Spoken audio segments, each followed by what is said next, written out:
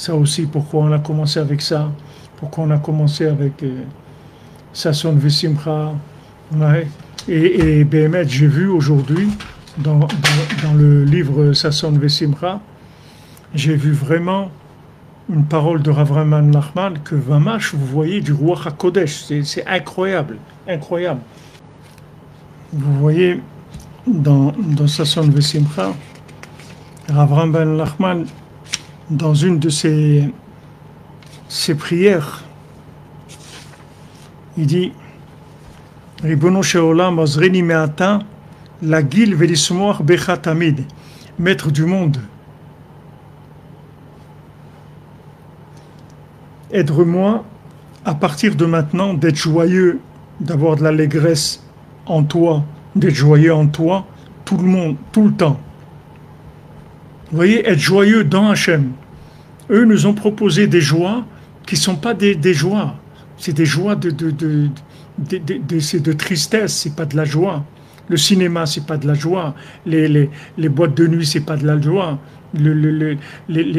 Tout ça, le club med, c'est pas de la joie. C'est pas de la joie. La joie, c'est dans Hachem. La joie dans Hachem. Et quand on a la tête qui est complètement à travailler, complètement transformée, alors les gens, ils arrivent même à imaginer que s'ils arrivent à passer des vacances au Club Med, waouh, c'est super, ils vont avoir de la joie. C'est pas ça la joie. La joie, c'est pas ça. Lève-toi à Chatzot, tu vas avoir de la joie. Si tu te lèves à Chatzot, tu vas voir qu'est-ce que c'est la joie. Lève-toi à Chatzot, tu vas voir la joie. Ouais, du plaisir, exactement. De croire que la joie, c'est le résultat du plaisir. Chazak, Tali Elishiva. C'est pas du tout.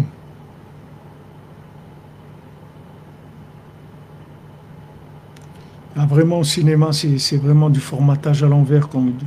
Alors, il dit Avram Ben Nachman, Ribono Sheolam, Azreni Me'ata, Lagil Velismoach Becha Tamid. Aide-moi qu'à partir de maintenant, je puisse être joyeux en toi tout le temps. Et il dit, ou mekol sheken vekol sheken. Regardez les mots qu'il dit, écoutez bien ce qu'il dit maintenant. Besimchat Torah, beshabbat veyom tov. À plus forte raison, Simchat Torah, Shabbat et Yom Tov. Pourquoi il amène ça? Simchat Torah, c'est un Yom Tov. Pourquoi il amène Simchat Torah? Simchat Torah, Shabbat et Yom Tov. C'est ce qu'on a vécu maintenant. Ce qu'on a vécu maintenant. Simchat Torah, Shabbat et Yom Tov. Il dit, il me kol sheken, à plus forte raison, ce jour-là de Simchat Torah, de Shabbat et de Yom Tov, que je puisse être joyeux en toi. Est-ce qu'il est aussi simcha al-simchati, que je puisse ajouter de la joie à ma joie? C'est-à-dire que je puisse rajouter plus de joie que ce que j'ai déjà. Ad she'amshich mehem asimcha gam al yemei achol. Puisque jusque ce que j'arrive avec Simchat Torah, Shabbat et Yom Tov, d'attirer de la joie même dans la semaine. C'est-à-dire dans la semaine, Chol, ça veut dire le monde du profane. On va bosser, on va on est au boulot avec tous les trucs qui ressemblent aux 70 nations dans les façons de travailler, de vivre, les pauses, les vêtements, les trucs, tout ce qu'on veut. Les habitudes, la petite machine à café, le truc, tout ce qu'ils nous ont collé. Que maintenant, je vais arriver grâce à ce jour de Simchat Torah, de Yom Tov et de Shabbat, je vais rajouter tellement de joie que je vais arriver à faire rentrer cette joie dans le profane. C'est-à-dire qu'en fait, je vais sanctifier le profane. Il n'y a plus de profane. Il n'y a plus quelqu'un il n'y a pas de chiloni, il n'y a pas de profane. Il y a tous un peuple, c'est tout. Il n'y a pas des gens profanes. Et comme il dit le grand-père du Chida, que je pense que ça, Iloula, c'était hier.